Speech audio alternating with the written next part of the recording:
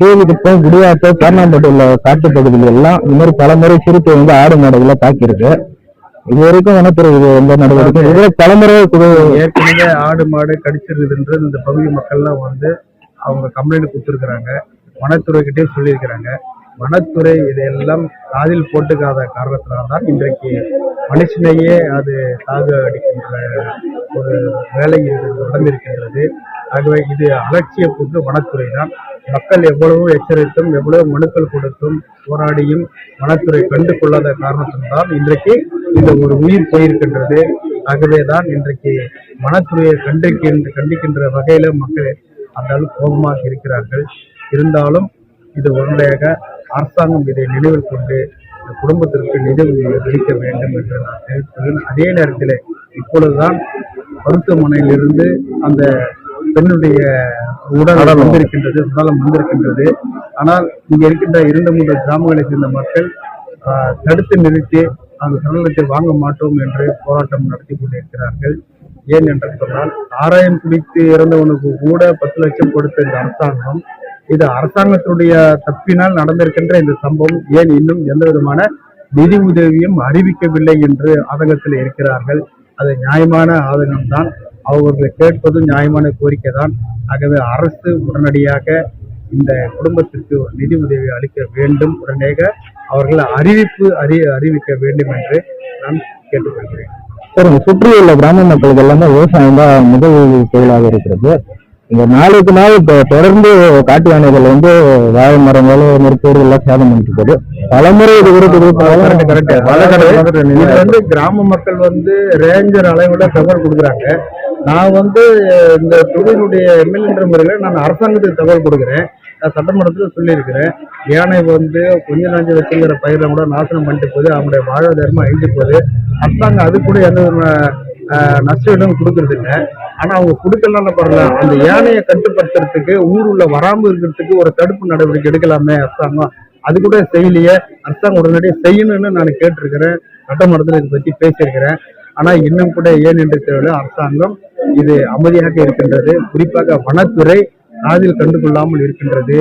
இது மக்களுடைய வாழ்க்கையில, மக்களுடைய வாழ்வாதாரத்தில, மக்களுடைய உயிரிலை விளையாடுகின்ற ஒரு அரசாங்கமாக இருக்கின்றது.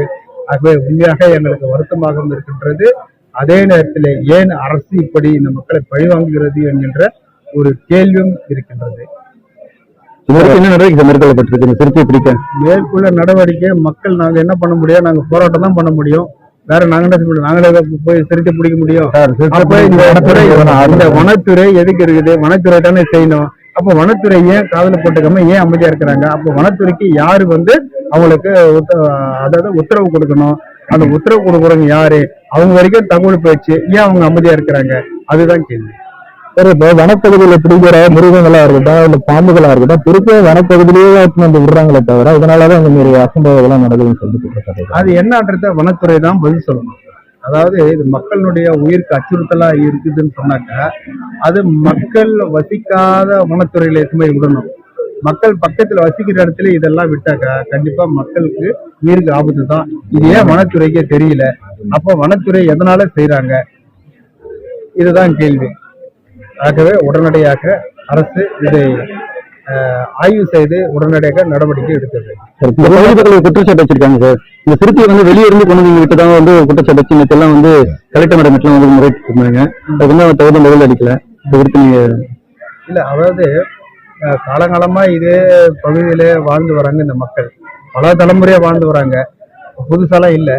இவ்வளவு காலத்துல இல்லாத ஒரு சிறுத்தையோ இல்ல புலியோ இப்போ திடீர்னு எப்படி வந்தது? இது எல்லாருக்கும் அந்த சந்தேகம் வரதானே செய்யும். அப்ப எப்படி வந்ததுனாக்கா இது யார் எடுத்து வந்துங்க விட்டுருப்பாங்க? அந்த சந்தைக்கு வரதான் செய்யும். அதனால வனத்துறை வேண்டும் என்றே இங்க இருக்கின்ற மக்களை அச்சுறுத்துவதற்காகவா இல்ல வேறொரு காரணம் இருக்கிறதா என்றுதான் பொதுமக்கள் எங்களோட பாதுகாப்புக்கு வந்து சோலார் மின்வெளி அமைப்பு தரணும் மற்றும் அடிப்படை வசதி. அதாவது கலெக்டர் கிட்டயே இந்த மக்கள் சொல்லியிருக்கிறாங்க, நாங்களும் சொல்லியிருக்கிறோம், இப்பவும் சொல்லியிருக்கிறோம்.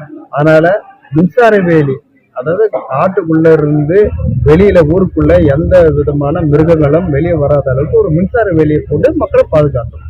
இவ்வளவுதான் இருக்கு. மற்றபடியான அடிப்படை வசதிகள் எல்லாம் சொல்லிட்டோம். அவங்க பண்றோம்னு சொல்லியிருக்கிறாங்க, கலெக்டர் சொல்லியிருக்கிறாங்க. மற்றபடி நானும் நேரடியாக கலெக்டர்கிட்ட பேசி இந்த அடிப்படை வசதினாக்கா மெயினாக வந்து ரோடு வசதி, அதுக்கப்புறமா அங்கங்கே வந்து மின்சார வசதி, இதுதான். என்னன்னு சொல்ல போனாக்க ஒரு தொலைபேசியில் வந்து யாராவது ஒரு ஆபத்துக்கு தொடர்பு கொள்ளனா கூட அது வந்து டவர் எதுவும் எடுக்கிறது இல்லை, டவர் இல்லை. அதனால அந்த டவரை இங்கே வந்து அவங்க அரசாங்கம் டவரை இங்கே உருவாக்கி கொடுத்தாங்கன்னா இன்னும் கொஞ்சம் நல்லா இருக்கும்.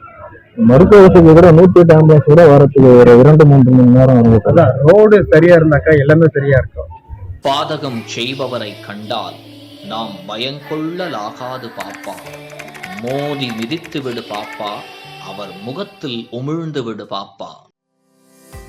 அண்மை செய்திகளை உடனுக்குடன் தெரிந்து கொள்ள இணைந்திருங்கள் இயம்நாடு தொலைக்காட்சியுடன்.